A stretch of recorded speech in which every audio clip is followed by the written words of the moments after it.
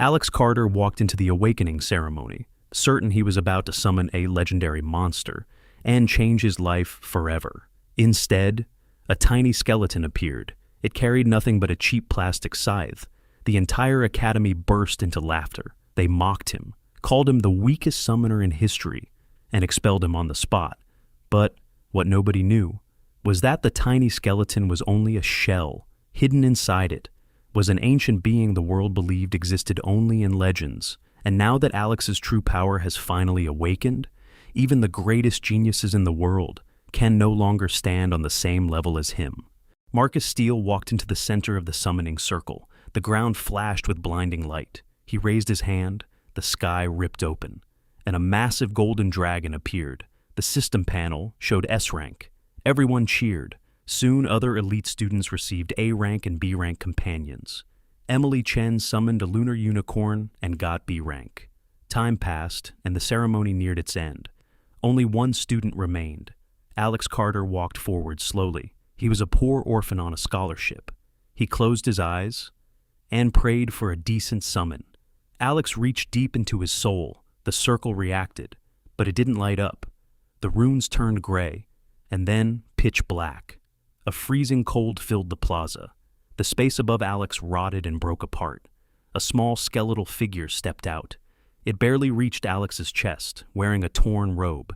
It held a toy plastic scythe with a crack in the handle. The system panel glitched and displayed F rank. The crowd burst into laughter. They mocked the tiny skeleton and its cheap scythe. Director Magnus looked at the summon with horror.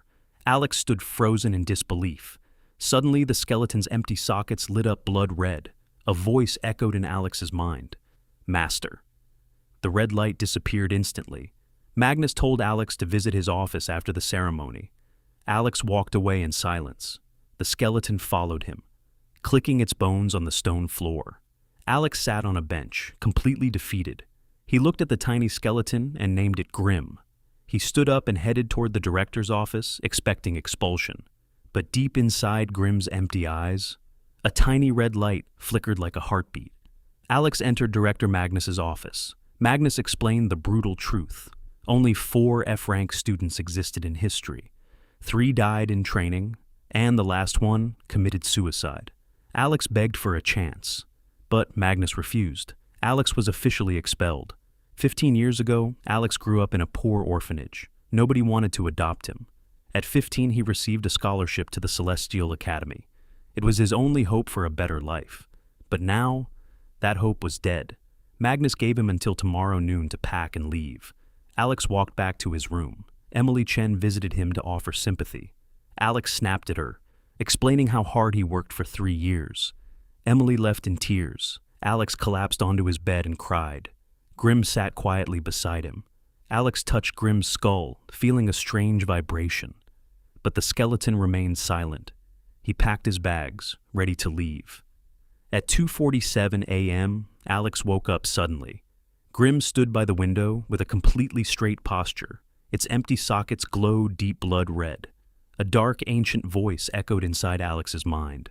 Master, please free me. I am a fragment, hungry. Suddenly the window cracked, and the room froze. Then everything returned to normal. Grim became a weak skeleton again. Alex stared in shock, wondering what he had actually summoned. 3 weeks passed. Alex lived in a cheap, moldy apartment in Lowtown. He was broke and barely had enough money for food. He took a night shift job at the municipal morgue. The dead didn't care about his rank. Suddenly, Grim appeared at the morgue out of nowhere. Alex ordered him to go back home, blocking his way to the bodies. At 2:34 a.m., Alex walked home through a dark alley. 3 third-year students blocked his path. Dylan Cross and his friends bullied him, demanding to see his summon. Alex summoned Grim. The bullies laughed hysterically at the tiny skeleton and its plastic scythe. They decided to break Grim for parts. Alex snapped and fought back. In the chaos, Dylan's venomous snake struck Alex. The poison burned through his veins. Alex collapsed onto the cold pavement, his blood pooling beneath him. He was dying. His blood slowly reached Grim's feet and touched the small white bones. Suddenly, the world stopped. The temperature dropped below freezing. Grim's empty eyes burned blood red. Alex's blood absorbed directly into the bones. Grimm's tiny body grew explosively into an 8-foot-tall Shadow Reaper. The toy scythe transformed into massive black steel. The system panel flashed around Alex. First restriction released. Path of the Death Sovereign unlocked. Grimm evolved into a Reaper fragment with an S+ rank. The bullies froze in pure terror as the ancient Reaper stared right down at them. Grimm turned his massive skeletal skull toward the three bullies. His ancient voice echoed from the air itself. Jake tried to run, but Grimm vanished into the shadows and cut down his battle wolf. The beast dissolved into ash. Before Jake could process it, the scythe struck him and pulled out his shining silver soul. Grimm squeezed it, extinguishing his life force. Jake's body collapsed, empty and soulless. Brett and Dylan screamed in horror, begging for mercy. Grimm showed no pity. His scythe swung 2 more times, harvesting both of their souls. 3 bodies lay on the ground like empty shells. Grimm then knelt beside Alex and used reverse life drain. Pale green energy healed Alex's deadly wound, neutralizing the venom instantly. Alex gasped and opened his eyes. He looked at his giant black-boned companion in awe. Grimm explained that he was a fragment of the ancient Reaper, bound to protect his master. A warning panel flashed before Alex. The path of the Death Sovereign was forbidden by the ancient gods. Alex didn't care. He pressed yes, fully unlocking the Death Sovereign system. New notifications exploded on the screen, revealing skills like Soul Sight and Reanimate. Grimm revealed that 7 scattered fragments existed across realities. Restoring them all would give Alex power to challenge the gods. Alex made a rule: no innocent killing, only hunting monsters in dungeons to collect 1,000 souls. Grimm agreed. As they walked away, a hooded figure watched them from a rooftop and reported to the elders that the Reaper had finally awakened. Alex couldn't sleep. He reviewed his new Death Sovereign status screen. He discovered impressive stats and soul tracking. He unlocked active skills like Soul Sight, Reanimate, and Death's Whisper. Testing his powers, he reanimated a dead rat into a loyal skeletal servant.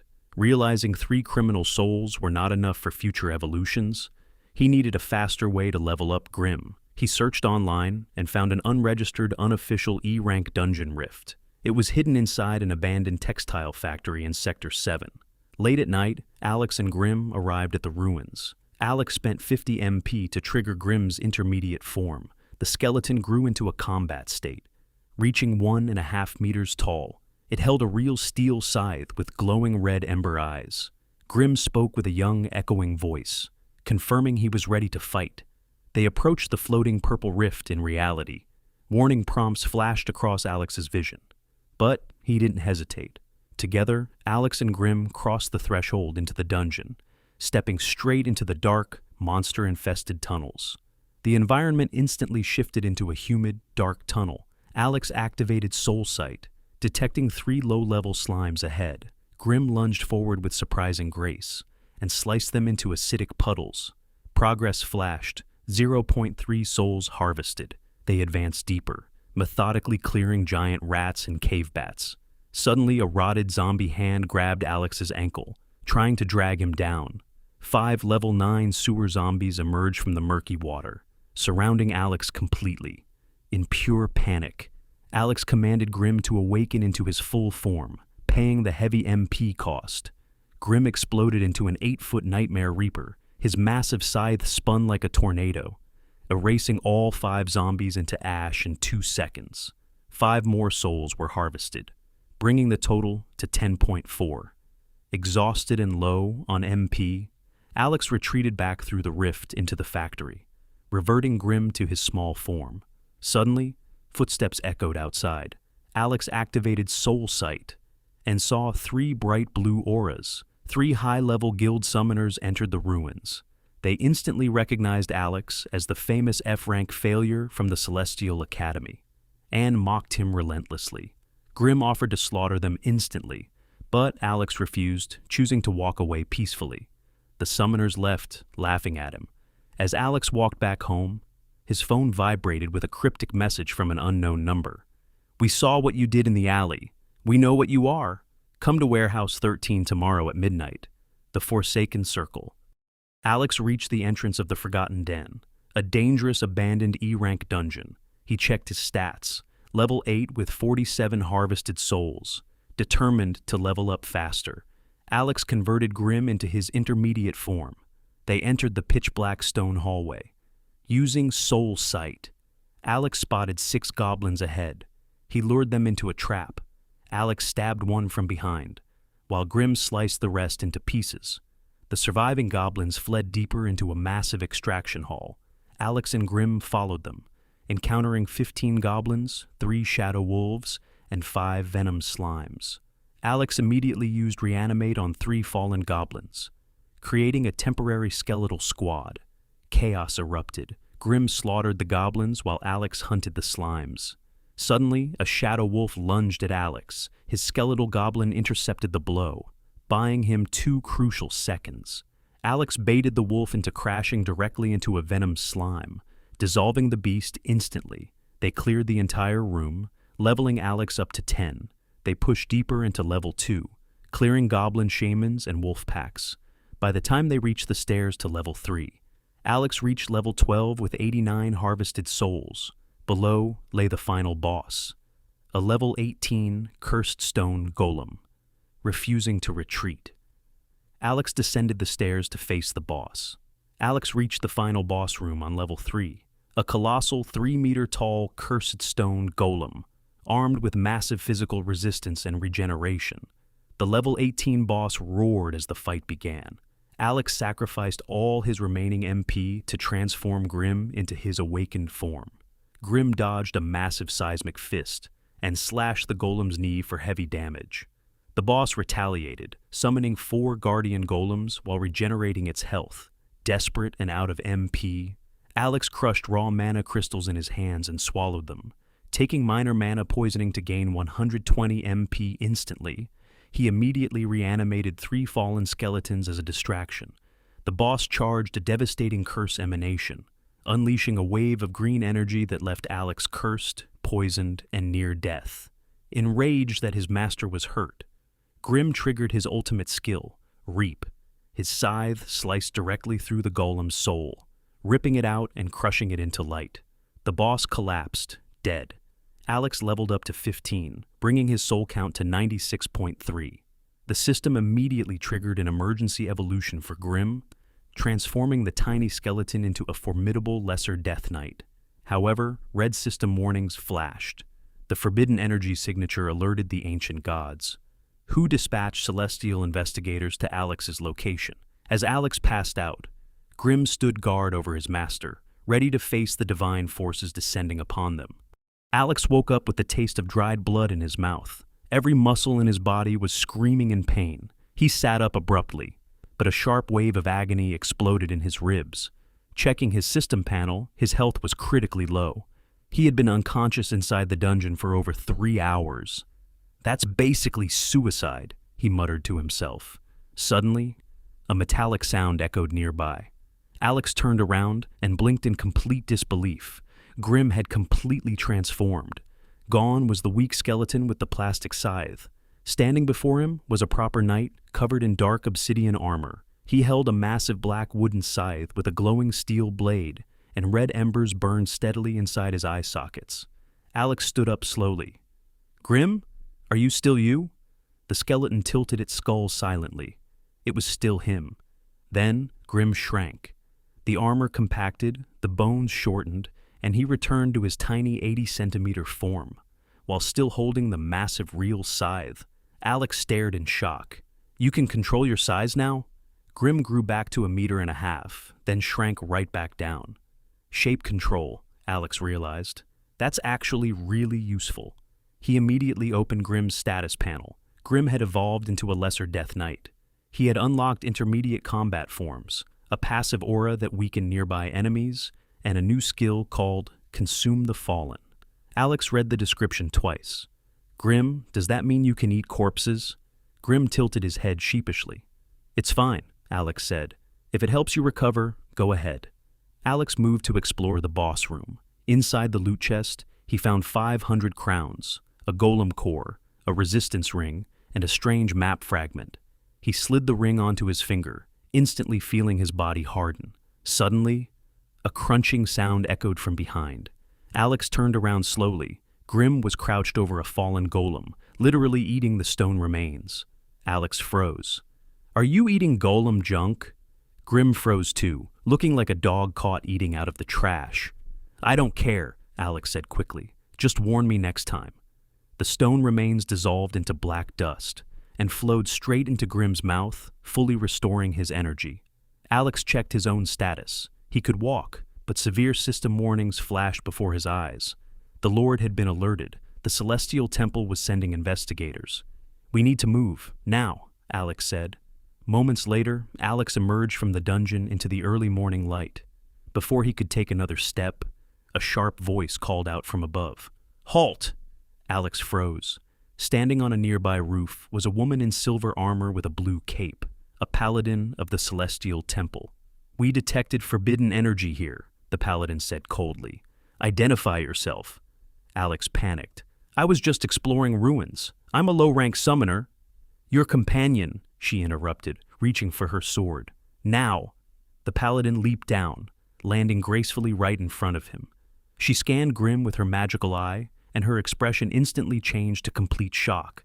"No," she whispered. "The seal was broken." She drew her glowing holy sword.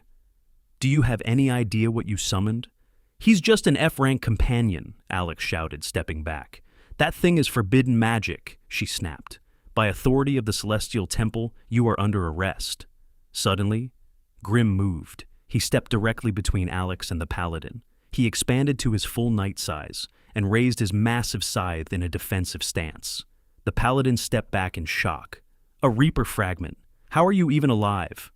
"I bonded with him," Alex declared, "and I'm going to protect him."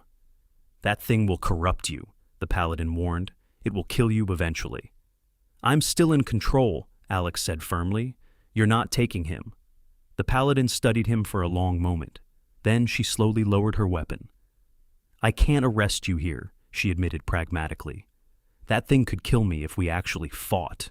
You have 24 hours before hunting squads arrive. Run, hide, or turn yourself in." Alex was confused. "Why are you helping me?" "Someone gave me a second chance once," she replied, before leaping back onto the rooftops. "Don't waste it, kid." She vanished into the city shadows.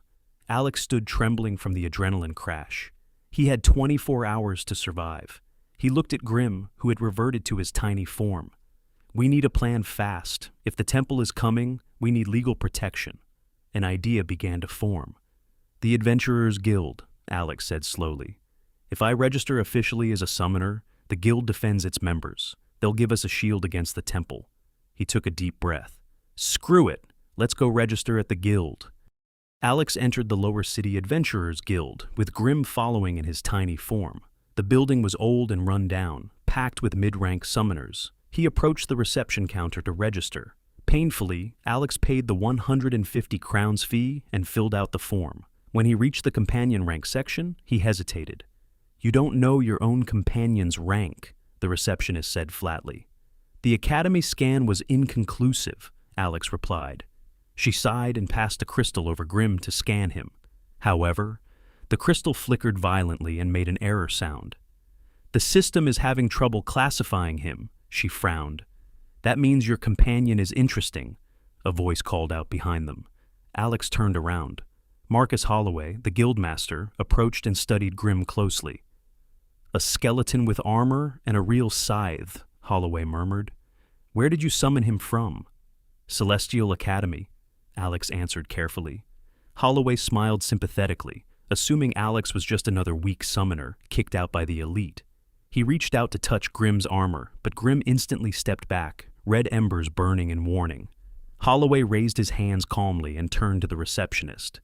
"Classify him as provisional F rank." "But sir," she protested, "the scan is inconclusive." "Look at the kid," Holloway argued. "He's level 15. No weak F-rank summoner survives that long. Give him iron classification with access to E and D rank missions." Holloway then leaned into Alex and whispered softly, "An F-rank summoner. How odd that you're still alive." though that creature with its plastic scythe is adorable. Grim stared directly into Holloway's eyes, his crimson sockets blazing steady. Holloway just chuckled and walked away.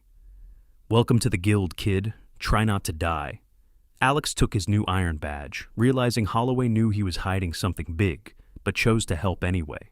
Suddenly, Alex's phone vibrated with a message from an unknown number. "We saw your guild registration. Smart, but not enough. The Forsaken Circle wants to talk. Warehouse 13, tonight at midnight." Alex looked at Grim, who had expanded back to his meter-and-a-half form. "What do you think?" Alex asked. "A trap or potential allies?" Grim tilted his skull toward the harbor district. He was ready for whatever Alex chose. With less than 18 hours before the Paladin's grace period ended, Alex made up his mind. Tonight, Warehouse 13. As they walked back to his apartment, shadowy figures watched them from above. A paladin, a masked summoner, and a divine messenger. Deep within a temple beyond reality, 7 ancient gods sat on thrones of light, watching Alex and Grim. "The first fragment has awakened," one god declared. "The seal weakens." "Should we destroy the master now?" another asked. "No," the oldest god replied coldly. "Let the game play out. We will watch." They all knew the truth. If Alex gathered all 7 fragments and restored the Reaper to full power, even the gods themselves would not survive. Alex checked his phone nervously. It was almost midnight, but his body was completely at its limit. Every step felt like walking through wet cement, and his vision blurred. His health was critically low, and a severe exhaustion warning flashed across his system panel. He needed rest, but he forced himself to keep moving. Suddenly, the world tilted. Alex collapsed onto the cold pavement, unable to move his arms. "Damn it," he whispered as darkness took over his vision. People passed by, ignoring him completely. This was the lower city. Nobody cared if a stranger collapsed in the street. Seeing his master unconscious, Grim took action immediately. He burned all of Alex's remaining energy and forcibly transformed into his massive awakened form. A 2.5-meter giant materialized in the dark alley. Pedestrians screamed and ran away in terror. Grim gently picked up Alex's body. Unleashing a terrifying aura that wiped the memories of anyone watching, Grim glided through the shadows at insane speed. Within minutes, he reached Alex's apartment building. He didn't even break the door. Grim literally walked through the solid wood like a ghost. He placed Alex safely on the mattress, watching over him until his energy ran out. Then, Grim shrank back into his tiny form and guarded the window. At 3 a.m, a mysterious piece of paper slid under the locked door. Grim picked it up, sensing blood magic embedded in the ink, and placed it on Alex's chest. When morning came, Alex finally woke up, fully rested. He noticed the note on his chest written in blood ink. "You fell asleep, didn't you? How adorable. Bad boys don't get enough sleep, sweetheart. Your skeleton had to carry you home like a fainting princess. Next time I invite you out, try showing up conscious. R." Alex's eyes widened in shock. "She followed us home and entered my apartment while I was sleeping?" Grim tilted his head, confirming it silently. "That is really unsettling," Alex muttered. Still, he couldn't dwell on it. He needed to get stronger fast. Opening his phone, Alex checked the Adventurer's Guild app for new Iron Rank missions. He ignored the easy cleanup jobs. He needed souls, not just cash. His eyes landed on a high-risk D-rank mission, recovering a lost necklace in the East Sewer dungeon. A 16-year-old girl named Michelle had been missing for 3 days, presumed dead. "Let's take this one," Alex said to Grim. They headed straight to the sewer entrance, descending a rusty ladder into complete darkness. The stench of rot and sewage filled the air. Alex activated his soul sight, spotting weak creatures ahead, and something stronger deeper down. Grim sliced through slimes and giant rats with ease, allowing Alex to gain extra experience points and absorb minor souls. Deep inside the second level, they found Michelle's body curled in a corner. She had been killed by goblins. The silver necklace was still around her neck. Alex knelt beside her, feeling a tight knot in his chest. "I'm sorry," he whispered, gently taking the necklace. He activated Death's Whisper, spending 30 mana to temporarily manifest her soul. Michelle's translucent spirit appeared, confused. "Am I dead?" Yes, Alex said gently. Why did you come here alone? My family needed money, she smiled bitterly. I wanted to help.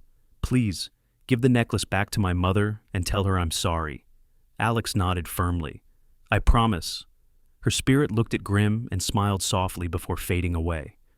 Don't die stupidly like me, okay? Grim looked at the body. Reanimate, body is fresh. Alex hesitated for a second. Raising her would give him another minion, but he quickly shook his head. No, Alex said quietly. She suffered enough. Let her rest. Holding the necklace tight, Alex turned around and walked out into the dark tunnels. Alex checked the dungeon map on his phone. They had the necklace, but Grim sensed a massive cluster of souls deeper down on level 3. Risking a level 20 area was dangerous, but Alex needed souls to evolve Grim and survive the coming storm. We go deeper, Alex decided, but carefully. Level 3 was a fully organized goblin nest, packed with traps and over 30 enemies. Instead of a head-on fight, Alex used smart tactics. He lured small groups into ambushes, constantly reanimating fallen goblins to build a temporary skeleton meat shield, while Grim did the heavy killing. 40 minutes of intense combat later, Alex reached level 18, gathered over 100 souls, and picked up a rare D-rank skill scroll called Shadow Step. Suddenly, a massive roar shook the cavern walls. What was that? Alex spun around. A 3-meter-tall sewer ogre appeared at the end of the tunnel, swinging a massive steel pole. We run! Alex yelled. They sprinted back toward the level 2 stairs, but Alex tripped over a wire trap. The ogre closed in, raising its weapon to crush him. Grim lunged forward to block the hit, getting blasted into the wall and cracking his bones. Desperate to survive, Alex activated his new skill, Shadow Step. He vanished into the shadows, reappearing right behind the monster. Grim sliced the ogre's tendon, dropping it to its knees. Suddenly, a voice shouted from the stairs, "Get out of the way!" A massive fireball slammed directly into the ogre's face, causing a massive explosion. 3 silver-ranked adventurers rushed down the stairs to finish the fight. The party leader, a fire mage named Maya, fired another spell while her tank and archer immobilized the beast. Grim rushed in, slicing the monster's knee, before the archer put an arrow straight through its throat, killing the boss. Maya turned to Alex in complete disbelief. What is an iron rank doing on level 3 alone? Recovery mission, Alex replied, showing his phone. I didn't know there was a boss. Maya narrowed her eyes, studying Alex and his skeleton companion. And you survived with an F-rank companion? Before Alex could answer, a cold, hungry presence filled the room. They turned to see Grim crouching over the ogre's corpse, his jaws unhinged unnaturally, as he literally devoured the monster's remains, turning it into black dust to restore his HP and MP. The silver-ranked team stared in absolute horror. What the hell is that? Maya gasped. It's combat recovery? Alex offered weakly. Maya shook her head in disbelief. I don't get paid enough for this. Keep your loot, kid, but free advice. If you're going to lie about your companion, make it believable. That thing is not F rank. The team grabbed their share and left in a hurry. Alex finally emerged into the evening light, exhausted and battered, but he had completed his mission, gained over 100 souls, and survived another day. Alex couldn't sleep. The guild forums were buzzing with rumors about his real identity, wondering how an F-rank summoner reached level 18 so fast. To make matters worse, a mysterious message from the broker popped up, inviting him to an underground auction for forbidden relics. Catalog lot. 23 immediately caught his eye, an ancient relic fragment that resonated with death energy. Suddenly, the system flared to life. Relevant artifact detected. 87% compatibility with Path of the Death Sovereign. Recommendation: acquire. Alex checked his bank account. Only 847 crowns. Bidding started at 15,000. Desperate, he checked the loot from the sewer ogre. Inside, he found a concealment rank ring, an item worth thousands that could hide Grim's true power on scans. Alex sold the extra materials, kept the ring, and took a dangerous gamble. He requested a black market loan of 12,000 crowns from a shady lender known as V. The next night, Alex disguised himself in a dark coat, hair dye, and a black mask. Grim wore the concealment ring, making his aura scan as a harmless rank E on the guard's crystals. They entered Warehouse 34, finding a crowded hall filled with shady collectors, nobles, and criminal summoners. To Alex's shock, Maya Park, the silver rank fire mage from the sewer, was sitting right in the middle row. Alex quickly slipped into a dark corner at the back. At 11 p.m., the broker stepped onto the stage and presented Lot 23. It was a tarnished silver chain with a skull pendant, the Soul Dominion necklace. Artifact, Soul Dominion necklace. Effect, +5 maximum undead servants, 94% compatibility. Starting bid, 15,000 crowns, the broker announced. An arrogant noble instantly placed the opening bid. Alex raised his token. 15,100. The noble glared back. 16,000. 16,100, Alex pushed. 20,000. The noble snapped, trying to price everyone out. Alex gritted his teeth. Even with his shady loan, 20,000 was out of reach. Going once, going twice, 25,000, a voice interrupted.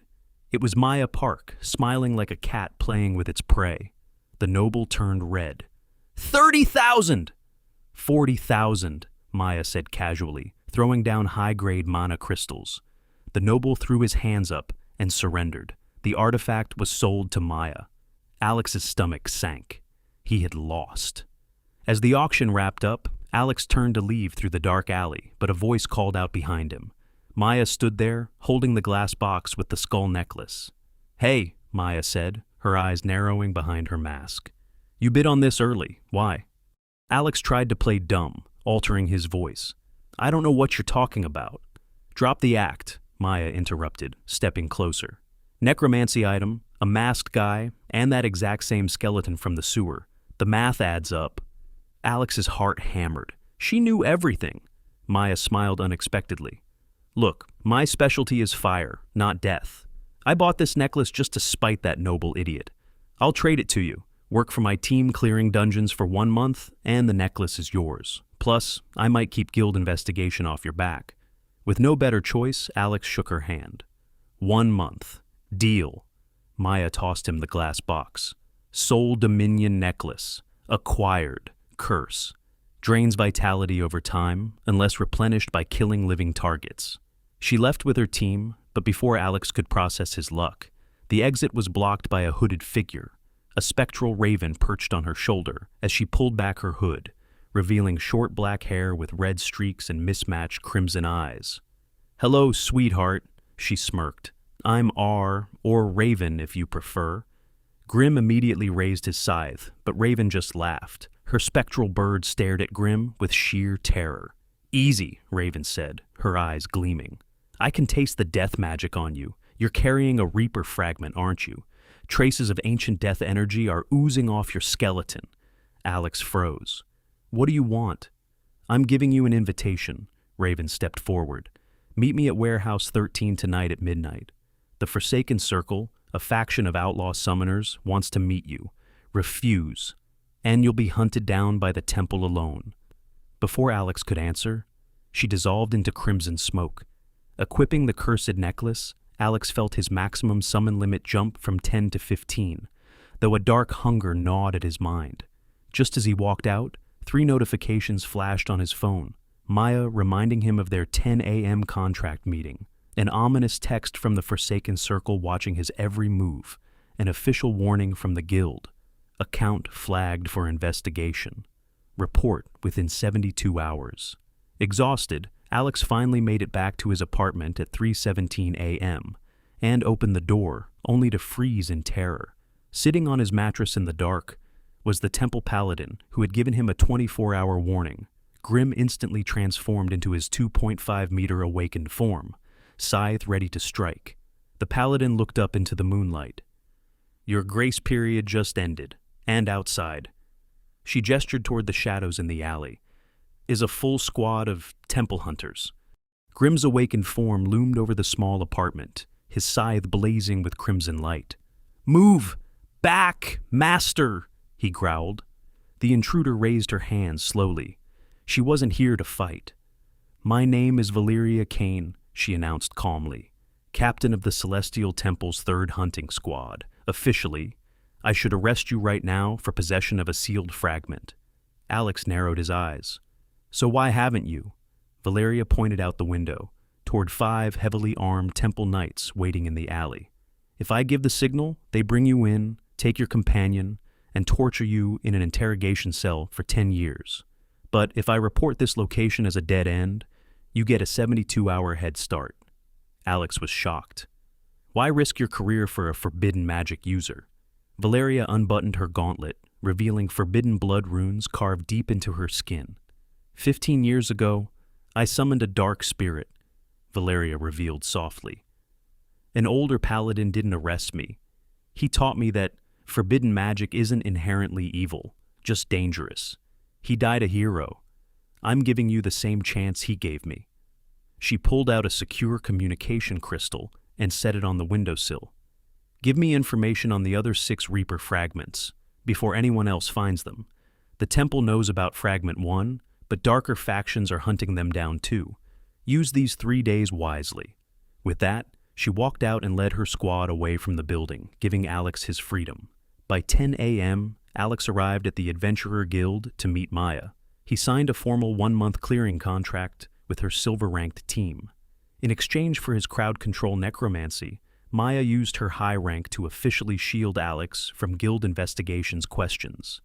After spending the afternoon testing his new Soul Dominion necklace, discovering his undead rats now followed complex tactical orders with increased speed and damage, it was time. At 11:52 p.m., Alex stood outside Warehouse 13 in the Harbor District. Intermediate form, Grim, Alex whispered. Grim expanded into his dark-armored form, scythe locked in his grip. Ready, Master. Protect. Pushing open the heavy wooden door, Alex stepped inside to face the Forsaken Circle.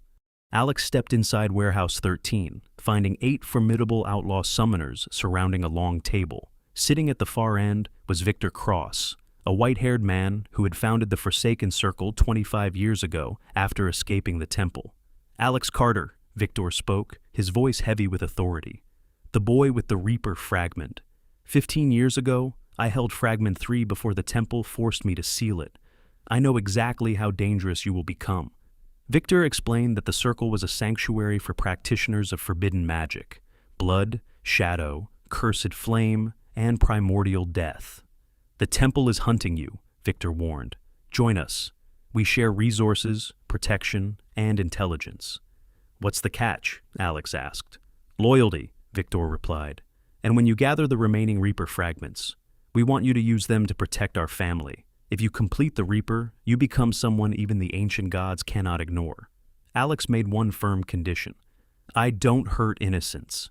Deal, Victor agreed, extending his hand. Joined the Forsaken Circle. Unlocked Circle Network, Forbidden Shop, and specialized missions. Raven jumped up enthusiastically and introduced the rogue crew, Marcus, a cursed fire specialist, Yuki, a shadow mage with void black eyes, and Tor, a massive warrior with a domesticated war ogre. Raven then tossed Alex a leather-bound skill tome, Blood Bond, allowing him to link life forces with an ally. By 2:30 a.m., Alex left the warehouse, no longer feeling completely alone, but as he checked his phone, a chilling text from V appeared. I saw you enter the warehouse. I know you joined them. Hope you don't regret it. Moments later, the guild sent a final ultimatum. Report to investigation within 48 hours, or your license will be revoked.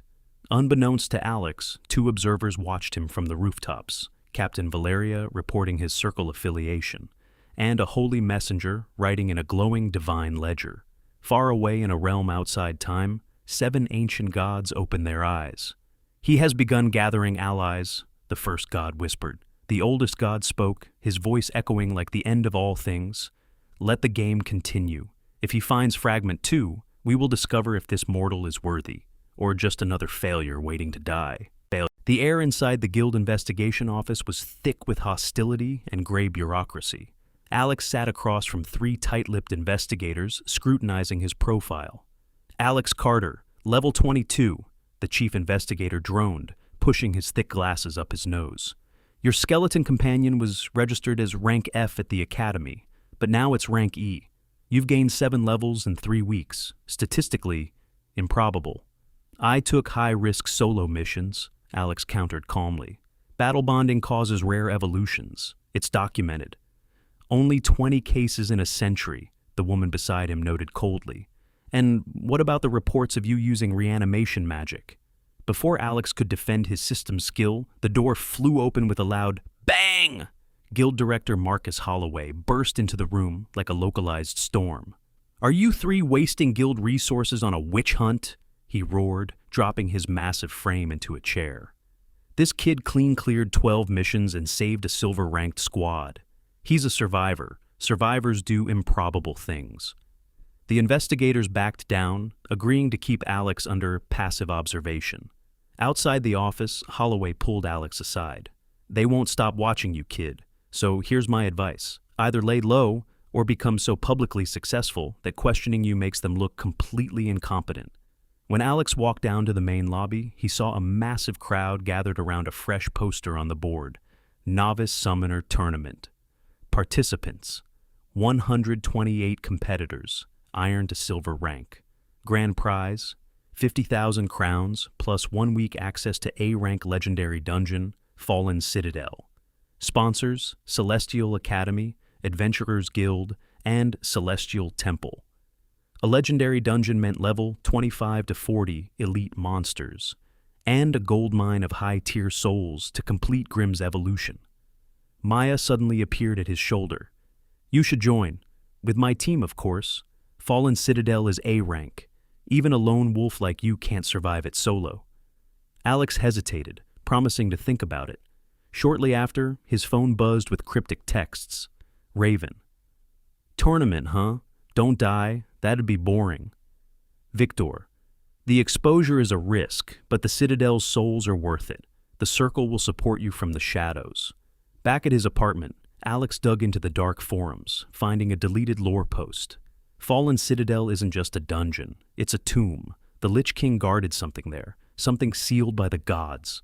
A direct message from Seraph, a mysterious Circle contact, confirmed his suspicions. Fragment 3 is calling from the north. It's inside that citadel. I'll see you there. Don't trust anyone. It felt like a setup. A nationwide broadcast, the temple watching every move, and an ancient relic dangling as the prize. But Alex needed that power. Taking a deep breath, he pulled up the registration app, paid his last 500 crowns, and locked in his choice. Solo. The notification flashed on his phone. Registration confirmed. Alex spent the next 3 weeks in grueling preparation. Maya's squad put him through brutal sparring sessions to mask his true abilities. At night, Raven dropped by to teach him street fighting actor tricks, faking injuries to set up deadly counterattacks. Then came the official draw. Novice Summoner Tournament, Participant Draw. Complete number, 001, Marcus Steele, Celestial Academy, Silver Rank, Golden Dragon. Number 012, Emily Chen, Celestial Academy, Iron Rank, Lunar Unicorn. Number 023, Maya Park, Silver Rank, Nine-Tailed Fox. Number 089, The Reaper, Gold Rank, Unknown Companion. Number 127, Alex Carter, Iron Rank, Skeleton E Rank. Alex froze at entrant number 089. The Reaper, a gold-ranked summoner with 0 guild or academy records. A total ghost. Soon after, a taunting text arrived from Vance, the instructor who had expelled him. Saw your name, Carter. 10,000 crowns says that pathetic skeleton doesn't survive round 1. 3 weeks later, the day arrived. The Central City Grand Arena was roaring with 50,000 screaming spectators. National broadcast towers loomed overhead, and magic-infused lights lit up the massive stadium. Alex stood in the waiting room among 127 elite summoners. Marcus Steele was surrounded by his fan club, holding his miniaturized dragon. In the shadows stood the lone, black-armored figure known as the Reaper. System alert. Tournament detected. True objective. Access to Fallen Citadel. Probability of success, 23%. Recommendation, proceed with extreme caution. Alex walked out into the stadium light. Scanning the VIP boxes, he spotted familiar faces everywhere. Director Holloway, Valeria in the temple section, Victor disguised in the crowd, and Raven perched in the upper rafters, and sitting at the highest honor box was Director Magnus, the man who had signed his expulsion paper, glaring down at him with utter disdain. The massive arena screens lit up, revealing the bracket. First round, Alex Carter versus Daniel Cross, Celestial Academy, Battle Wolf. If Alex survived the brackets, his potential path to the championship was insane. Quarterfinals versus the Reaper. Semifinals versus Maya Park Finals versus Marcus Steele. As the opening ceremony wrapped up, Marcus caught Alex's eye from across the arena floor and slowly dragged a thumb across his throat. "You're dead." Alex didn't flinch. Instead, he flashed a cold, terrifying smile, the kind Raven would have loved, and cleanly returned the throat-slit gesture back at Marcus. Marcus's smug grin faltered. "Tomorrow it begins," Alex whispered, adjusting his ring. "Everything leads to this." Grim's sockets blazed with crimson fire. "Ready? We are ready." 3 weeks remained before the tournament. 21 days for Alex to transform from a lucky survivor into a legitimate competitor. Or rather, to master the art of pretending to be far less dangerous than he really was. On the first morning, Alex opened his system and spent 500 EXP to unlock a crucial skill, aura suppression. Immediately, his level 22 presence compressed, making him project a weak, level 15 signature. By day, Alex trained under Maya's strict supervision. Her squad put him through relentless drills, forcing him to act clumsy, make tactical errors, and slow Grim's fluid combat movements. "Pretending to be weak is harder than being strong," Jake chuckled from the sidelines. "Half of winning is making the opponent think you're weak until it's too late," Maya reminded him. She warned that Marcus Steele's Golden Dragon was already level 52 and could vaporize a level 30 golem in 3 seconds. By night, Alex led a double life. Sleeping only 3 hours, he ventured into unregistered dungeons alone to unleash his true strength without holding back. Night 8. Grim's awakened form carved through shadow wolves, while Alex coordinated 5 reanimated wolf skeletons. Night 10. Cleared a hidden D-rank dungeon, reaching level 23 and mastering shadow step positioning. Night 12. Pushed the Soul Dominion necklace to command 15 reanimated skeletons simultaneously, to obliterate a level 26 queen spider. By night 15 at 2:34 a.m., after clearing a minor rift, Alex suddenly froze. Activating Soul Sight, he picked up a bright blue level 25 to 30 aura 50 meters away in the shadows. "I know you're there," Alex called out. "Come out." Emily Chen stepped into the moonlight, her lunar unicorn glowing softly beside her. "I've been observing you for 3 nights, Alex," Emily confessed quietly. "I know you train alone, I know you're stronger than you show, and I'm sorry I didn't defend you when you were expelled. I want to help." Before Alex could answer her apology, a sarcastic voice cut through the darkness. "Oh, how sweet. An academy reunion. Did I miss the part where we exchanged numbers?" Alex spun around, his hand flying to his weapon, as a new shadow emerged from the night. After Emily fled into the night, Raven's flirtatious persona instantly evaporated, replaced by cold professionalism. "Time for real work," Raven said, pulling out 2 rubber training knives. "Victor sent me to teach you a critical skill for the tournament, feigning death." For the next 2 hours, Raven trained Alex and Grim in the art of theatrical combat, teaching Grim to take hits, stumble pathetically, and fake severe damage to make opponents lower their guard. "Make them overestimate themselves, then strike when they drop their defense," Raven explained. Watching Grim dramatically collapse during practice, Raven crouched down, making clicking noises like calling a cat. "Who's a little soul reaper? You are. Yes, you are." Grim stared at her, completely bewildered. Alex burst into a genuine laugh. Raven smiled, placing a hand on his shoulder. "You've survived things that would break most people, Alex. Stop doubting yourself and just win." 3 days before the tournament, Alex was clearing an unregistered D-rank rift at midnight, when an eerie presence chilled the air. Activating Soul Sight, he spotted a tall figure shrouded in zero aura, wearing full black plate armor, a flowing cape, and carrying an elegant scythe. Without warning, the stranger lunged. Clang! Grim intervened in intermediate form, his scythe clashing against the stranger's blade. Energy crackled between the two death weapons. The stranger froze, stepping back. That scythe! You're a fragment bearer. Fragment 1. She unlatched her helmet, revealing a sharp 30-something woman with ritual scars and crimson glowing eyes. They call me the Reaper, she revealed, and I carry Fragment 2. System alert, Fragment 2. Detected in proximity. Confirmed bearer identified, the Reaper. Why reveal yourself now? Alex demanded.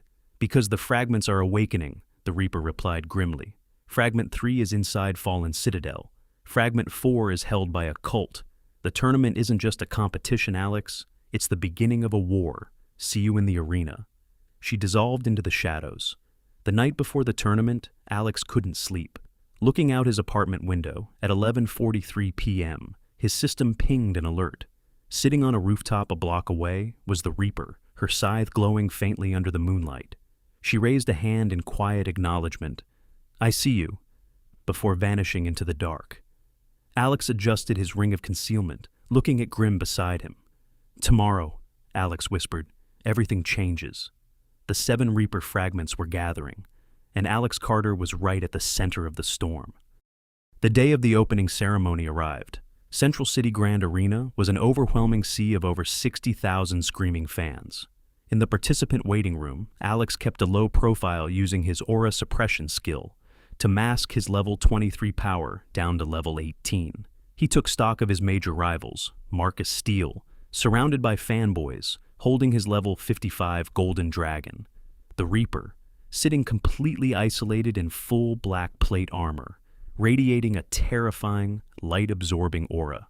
At 10 a.m., the opening ceremony kicked off with grand fanfare. Marcus Steele, soaked in golden confetti and massive cheers, preaching inspiring words to the cameras. When Alex was announced as participant 127, the reaction was mixed. A few underdog fans cheered, but the Celestial Academy section erupted in loud boos.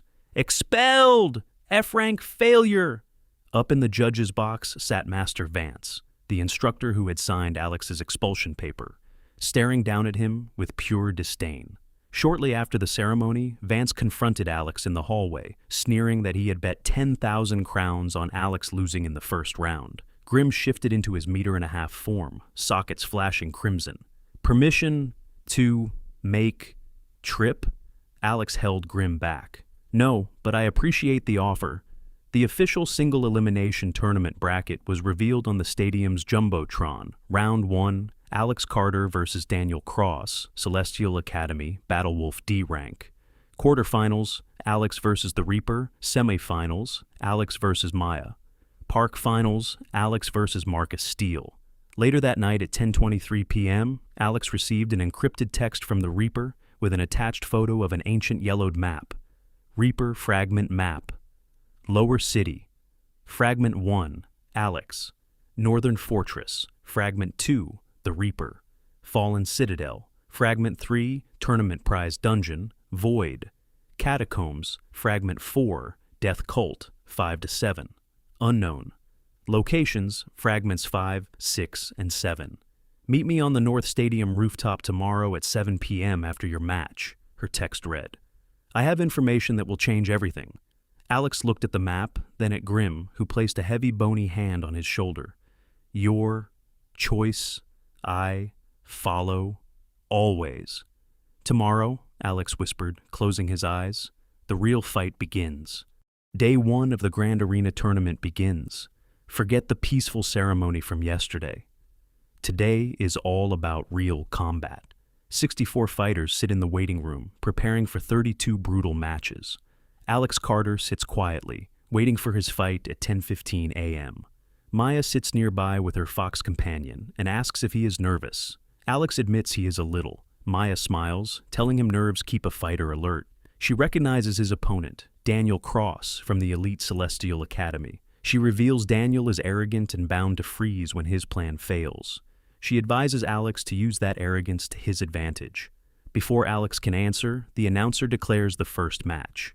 Participant 1, Marcus Steele, advances automatically, because his opponent is missing.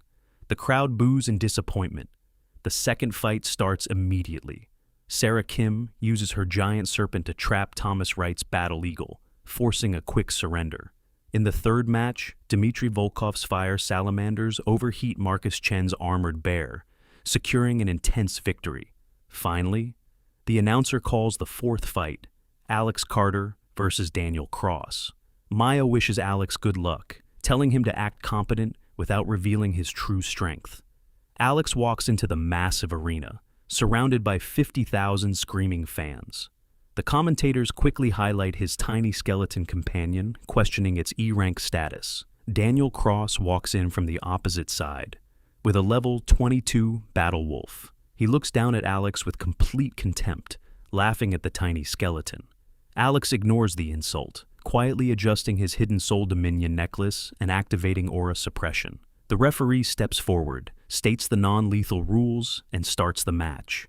Daniel attacks instantly, ordering his wolf to use Shadow Dash. The wolf blurs forward, targeting Grimm's throat. Alex orders Grimm to dodge, but Grimm intentionally moves slow. The wolf barely misses, and immediately launches a heavy three-part claw attack. Grimm blocks the first, dodges the second, but takes a direct hit from the third. The claw strikes Grimm's skull, sending the small skeleton flying into the dirt. The crowd cheers, believing the match is already over.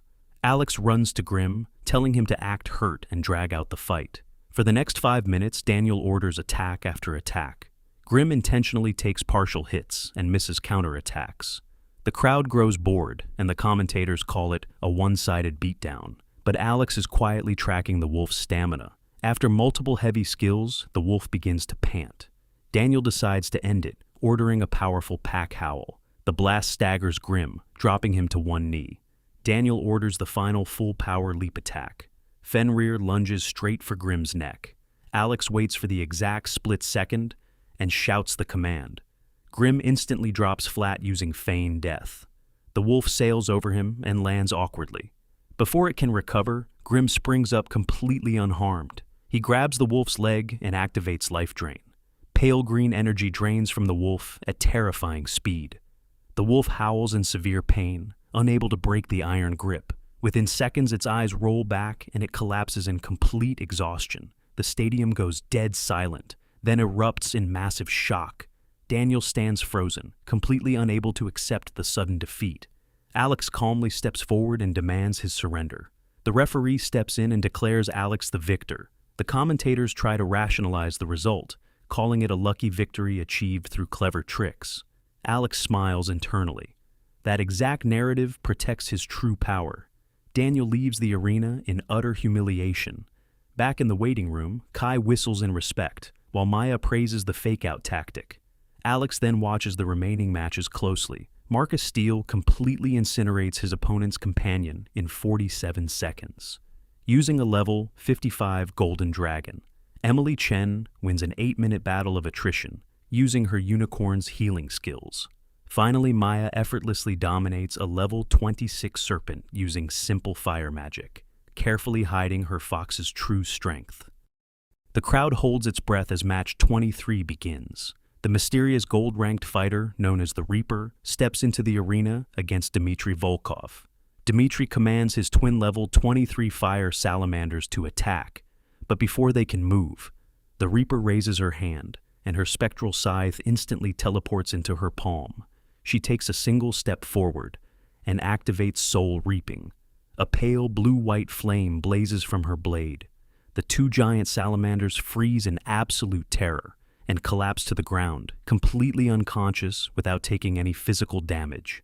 Dmitry stares in horror as the referee declares victory to the Reaper in just 8 seconds. The stadium explodes in confusion and disbelief, but Alex watches in shock. He realizes her scythe is Fragment 2, capable of severing souls instantly. He begins to wonder what terrifying power Fragment 3 possesses. By sunset, Day 1 ends with 32 competitors eliminated. All top favorites advance, and Alex secures his victory, keeping his low-profile strategy intact. He checks his phone bracket for round 2. His next opponent is Michael Park, a bronze-ranked fighter with a level 24 Earth Bear. Suddenly, a message from an unknown number appears, telling him to come to the stadium rooftop immediately. Alex reaches the rooftop and finds the Reaper waiting without her helmet. She introduces herself as Seraph Knox, a former paladin exiled 5 years ago, and the bearer of Fragment 2. Alex reveals his name and admits he carries Fragment 1, the core of the Reaper's power. Seraph explains that Fragment 2 is the living weapon, while Fragment 3 controls legions of undead. She warns him that if the 7 fragments are collected by rivals, they will force the bearers to destroy each other. She proposes an alliance to collect all fragments together. Alex agrees on 3 strict conditions: no betrayal, no killing each other, and stopping anyone who falls to corruption. Seraph agrees, adding that if they meet in the tournament, one will surrender to protect their secret. Before leaving, Seraph warns him that the Celestial Temple sent an angel after her years ago, meaning the gods are already hunting fragment bearers. As Alex heads back downstairs, Master Vance blocks his path. Vance accuses Alex of conspiring with a mysterious competitor and threatens to report him to the temple using security footage. Alex keeps his calm and refuses to confess. After Vance walks away, Grim emerges from the shadows, eager to attack. Alex stops him, but marks Vance as a serious threat. Alex texts Maya to stay alert, realizing the danger around him is escalating rapidly. With round 2 approaching, he must defeat Michael Park, while finding a way to silence Vance before his secret is exposed to the world. The second day of combat begins, but Alex hasn't slept a bit. Master Vance's threats about security cameras still hang over his head, though no disqualification notice has arrived. He suspects Victor and the Circle intervened, but he can't be sure. In the waiting room, Maya finishes her second fight, effortlessly defeating a bronze-rank Ice Hawk while showing only 4 of her 9 foxtails. She gives Alex crucial advice on his next opponent, Jennifer Park, a C-rank fighter with a massive regenerating poison garden. Alex steps into the arena, facing Jennifer and her level 26 poison garden. The fight starts, and Jennifer immediately unleashes Toxic Entangle. Dozens of thick vines burst from the ground, pursuing Grim. Though Grim's skeletal body is immune to poison, the vines regenerate faster than he can slice them. Jennifer follows up with a spore shower, covering half the arena in toxic fog that spawns even more vegetation. Grim launches an attack toward the central flower, but 3 massive lash vines slam into him, sending him flying. Seeing his companion overwhelmed, Alex commands Grim to transform into his intermediate form. Grim's size expands to 1.5 meters, his power jumping significantly. He effortlessly cuts through the heavy vines, but Jennifer doubles down, expanding her garden to cover the entire arena. Alex realizes destroying the garden is useless and changes tactics. Attack the summoner directly. Grim charges forward, using Alex's shadow step to teleport directly behind Jennifer. Grim's scythe slashes deep into the ground, instantly severing the roots connecting Jennifer's mana to her garden. Deprived of energy, the massive plants wither away within seconds. Surrounded and helpless, Jennifer surrenders. The tournament moves rapidly into round 3 on the same day. Marcus, Emily, Maya, and the Reaper sweep through their matches effortlessly, with the Reaper terrifying her opponent into fainting in just 5 seconds. Now, Alex faces Thomas Ryder, a 32-year-old military veteran mounted on a level 28 spectral warhorse named Nightmare. Thomas charges immediately with Ghost Charge, passing right through Grim like mist and thrusting his lance straight at Alex. Alex barely dodges using Shadow Step, but the cooldown leaves him vulnerable to another charge. Thomas turns for a heavy burning stomp, sending Grim sliding back through the dirt. Realizing he can't match the warhorse's raw speed with brute force, Alex scans the arena and notices leftover remains from previous battles. Extending his hand, he activates Reanimate. Pale green light surges, and 5 minor skeletons rise from the bone debris. The entire stadium gasps in sheer shock, shouting that Alex is using forbidden necromancy. Thomas stands stunned, staring at the 5 reanimated skeletons. He acknowledges Alex's hidden necromancy and charges forward with Stampede Charge. The horse tramples 3 skeletons instantly, but their relentless clawing slows its momentum. Grimm seizes the moment, leaping high to deliver a sharp critical hit to the horse's neck. Thomas curses and retaliates with spectral blast, exploding with blue energy that vaporizes the skeletons and blasts Grimm back. Alex catches the edge of the blast, dropping to one knee in pain. Seeing Thomas charge in with his lance, Alex pushes his Soul Dominion necklace to maximum power and activates Reanimate across all organic remains in the arena. Light floods the field as 10, 20, then 30 minor skeletons rise. The entire stadium erupts in utter panic. The judges urgently debate in their seats. With 30 undead surrounding him, Thomas realizes he's overwhelmed and surrenders. The referee officially declares Alex the victor. The crowd is divided between applause for his tactics and absolute horror at his dark magic. Exhausted, Alex retreats to the hallway, where Maya warns him that the judges and the temple representative are already targeting him. Back at his hotel, Alex receives warning messages from Victor, Seraph, Raven, and Emily. His mass reanimation made him famous, but it also placed a massive target on his back. The next morning, Alex enters the judge's chamber for an official review. He faces Master Vance, Director Magnus, and Father Augustin from the Celestial Temple. Surprisingly, Marcus Steele is also present, watching with a sinister smile. Vance accuses Alex of practicing forbidden necromancy illegally, while Augustin demands a temple license. Alex firmly defends himself, proving his skill was unlocked naturally through his companion's evolution, without violating tournament rules. Seeing the debate stall, Marcus speaks up, pretending to support Alex's continuation, just so he can face him in combat. The judges vote, and with 5 votes against 2, Alex is cleared to stay in the tournament. However, the head referee issues a strict warning. One minor mistake will mean instant disqualification. Alex leaves the room, fully aware that while he survived the hearing, the net is tightening around him fast. Director Magnus interrupts the tense meeting, reminding everyone that system skills are legal. However, he confronts Alex directly about his expulsion, demanding to know how an F-rank defective skeleton evolved into a C-rank monster. Alex tries to explain it as a natural evolution, but Magnus cuts him off, refusing to accept half-truths. Master Vance jumps in, accusing Alex of using ring interference to hide illegal cheating. With no hard proof, the head referee steps in with a non-negotiable compromise. Alex can stay, but he is restricted to raising only 5 skeletons at once, under constant temple surveillance and mandatory scans.